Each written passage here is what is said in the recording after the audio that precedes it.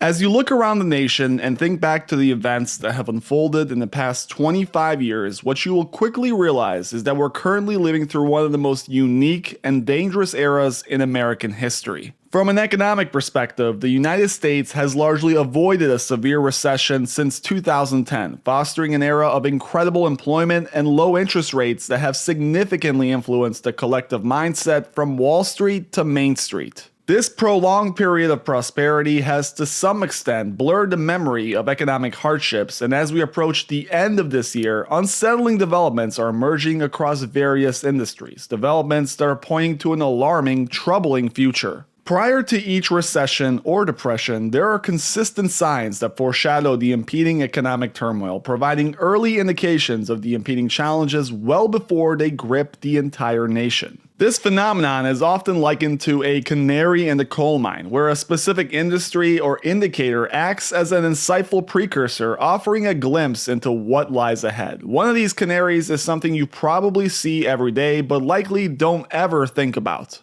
The trucking industry, trucking or freight as it's often referred to as, is one of the most interesting examples of this. When there is a freight recession, what usually follows is a macro recession. For example, in July of 1990, the trucking world experienced a severe slowdown. Not very long after that, home prices in LA would begin dropping off a cliff. The LA market fell over 27% over a period lasting 6 years. It was reported that in some high-end neighborhoods, values dropped by more than 50%, and all of this occurred right after the trucking recession began. Skip forward a decade, and in March of 2000, another trucking recession swept the nation. What followed was the implosion of the tech bubble. From March of 2000 to the bottom in 2002, the NASDAQ, an index that tracks some of the world's biggest tech companies, fell 78% from peak to bottom. Although this recession didn't affect the housing market much, it did have serious consequences for the broader economy. Unemployment jumped up for years, and many companies went under. Even the giants we know today, like Amazon, experienced unbelievable falls, falling nearly 95% from peak to bottom. And then, of course, we had the April 2006 trucking recession, which was a precursor to the worldwide Great Recession that ultimately led to the largest housing collapse in modern US history. From August 2006 to February 2012, housing prices across the United States plummeted by approximately 30%, with even more severe repercussions in certain overheated markets. In essence, this sector has often served as an early indicator for broader economic downturns. When it undergoes a downturn, the rest of the economy tends to follow suit. And today, as I speak, the trucking industry is experiencing one of the worst recessions ever in that sector's history. While it may not be apparent in the rest of the economy, freight is in panic mode. Over the past few months, various bankruptcies have exposed the industry. It started with this company right here, Yellow. Yellow was a transportation company that started way back in 1929. It had seen it all, dozens of recessions, wars, and everything else that occurred in the US over the past 90 years. Yet despite this track record, it filed for Chapter 11 bankruptcy in August. With over 30,000 employees and over 12,000 trucks, this shutdown was a massive shock to the entire industry, a realization that something was wrong. From here, the industry would continue to spiral. Convoy, a Seattle-based digital carrier backed by Jeff Bezos, shut down in October. Just 18 months ago, the business was valued at nearly $4 billion.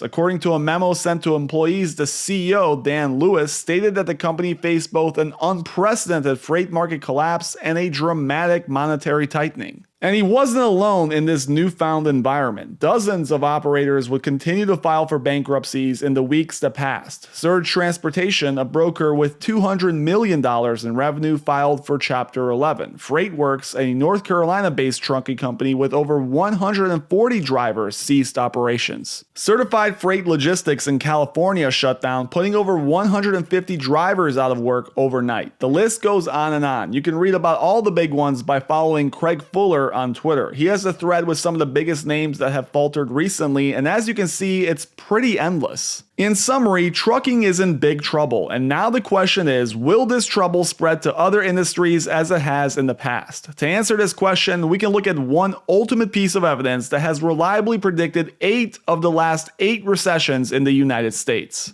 Something that, when combined with what I just explained, really makes you question the future economic outlook in the United States. Now, before I reveal this, I would greatly appreciate it if you just took 2 seconds to hit that like and subscribe button if you're enjoying the video thus far. Every single like is a massive boost to this channel, and I would greatly appreciate this small token of appreciation. Thank you. Now back to what I was saying. This here is the yield curve. I'm sure you've heard this reference many times before, but the yield curve right now is one of the most fascinating and scary things about the economy. Usually when the yield curve inverts, it spells troubling times ahead. Now, I'm not going to get into what the yield curve actually is, but just remember that when it goes below this line, that means that bad things typically happen in the economy. But to make it even more interesting, we also know that these bad things don't typically begin happening until the yield curve reverses course and begins its journey up back to normal. Today, we can see that we have entered that phase. The yield curve inverted months ago, and now it's starting to approach the healthy line again. Throughout history, this is usually the part where the pain begins to be felt. You can see that during the last recession, we really didn't feel the pain until that behavior was exhibited. And today, we are starting to have similar patterns emerge. During 2008, for example, the yield curve reached almost normal levels before the actual serious pain began happening. During 2006, we saw it inverted. In 2007, it recovered, and by the time the recession was felt, the curve had practically returned to what seemed to be expected levels. This is the same type of pattern we are now starting to see develop in today's bond market. The yield curve took a significant dip below zero in the summer of 2022, reaching levels not witnessed since the 1980s. Typically, experts gauge the severity of an impending recession by how far it descends during this phase. Judging by this dip, the outlook appears rather grim. As the year draws to a close, we find ourselves in the early stages of this recovery, and the sense of anxiety is palpable as everyone peers into the future, fearing the specter of a potential recession. Much like the previous occurrence, it might be a while before any warning signs emerge. As I just explained, the curve may rebound to its usual levels before any signs of impending trouble become apparent. When you combine this outlook with the events that have occurred in other precursor industries like trucking, you can see that there may be some serious trouble ahead. Remember, when freight activity decreases, it suggests reduced consumer demand and economic uncertainty. Then you add in the yield curve inverting with short-term interest rates surpassing long-term rates, and this situation we're in looks a whole lot scarier. Rates inverting signals a lack of confidence in the near-term economic outlook. These combined factors are flashing a warning that a significant economic crash could be on the horizon, as they point to weakening economic conditions and potential recessionary pressures. While we have yet to see serious declines in most industries around the United States, if you peek your head into the right places, you will quickly see that something just isn't right, and what the future holds is a giant question mark. Thank you guys for watching. As always, please make sure you hit that like and subscribe button if you enjoyed it, and don't forget to let me know what you're seeing on the ground in the comments below. This especially applies to all you truckers out there.